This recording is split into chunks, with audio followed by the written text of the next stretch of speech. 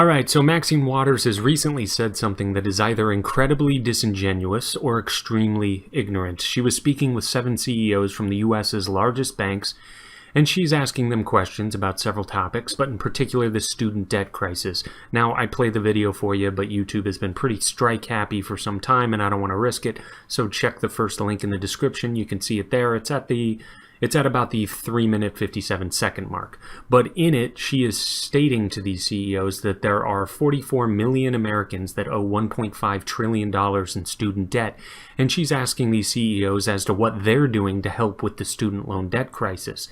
And it was a bit cringeworthy when 3 of these CEOs had to explain to her that they're not in the business of student loans anymore, and they haven't been since the government took it over in 2010.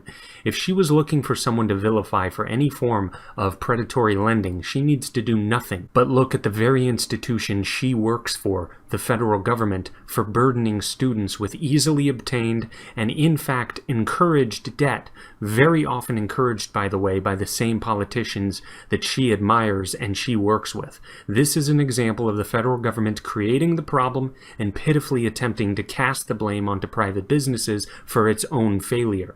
Now, that's not to say these banks are without criticism when it comes to other issues, but the student loan crisis is not one of them. That has the fingerprints of the federal government all over it. Now, you can see here that over the past 10 years or so, private lending in the student loan market is minuscule compared to the loans lended out by the federal government. In the 2017 academic year, for example, private loans only amounted to 11% of all loans. The vast majority of student loans came from the federal government. That is where your student debt crisis comes from, and it is the federal government that needs to clean up its act. If you are aware of these facts, which only takes about 2 minutes to look up and find from a whole variety of different sources, then you realize that the questions asked by Maxine Waters are completely incoherent. And I am at a loss as to how someone like Maxine Waters, who holds such a high position of influence and power, can be unaware of this. It becomes obvious that she is automatically assuming that this entire mess is something that private banks need to clean up. Meanwhile, they had nothing to do with it, because in her mind, speculating that private interests are at fault is the appropriate default position. Well, that backfires pretty horribly to a big statist type like Maxine Waters when it's pointed out to you that it is the federal government that has chained this debt to these students. Perhaps the hands of the federal government aren't quite as clean as Maxine Waters would like to believe. Now, later on, she realizes her mistake and changes her tune and recognizes that it is not the responsibility of those private banks. It isn't their fault. But what can they do, she asks, and can they come up with a product that will help this debt crisis? What is really happening here is that she realizes her mistake, her misplaced blame, and worse than that, she realizes that she was not aware of a very important fact. That is that the federal government must take an immense percentage of the blame when it comes to students being saddled with sky-high, record-breaking amounts of debt. Or perhaps she didn't want to recognize this fact, because it doesn't fit into her narrative of private equals bad, public equals good. Well, she realized this, but she still asks what they can do about it. That would be like a gun manufacturer being asked to clean up the United States foreign policy.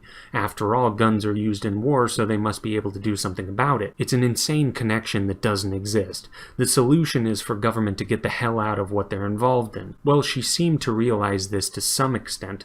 Perhaps she'll take some time to reflect on the fact that government, through its unfortunate influence it has on people, has dug a hole for those people and convince them it's in their best interest to jump in.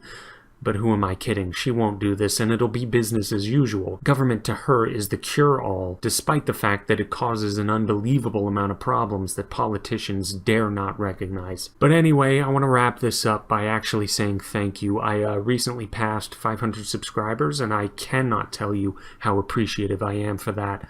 I'd be grateful for just 1 subscriber, let alone 500. I know in the grand scheme of things it's still a pretty small channel, but the fact that you care enough to do that means a lot. And also 2 people give to me on Patreon, which the fact that you're willing to show your support like that is just unbelievably appreciated. I can't really express that enough, honestly. So thank you. And just so you know, I plan on doing these videos for a long time. But that's it for now. Thank you again, and you all have a good one.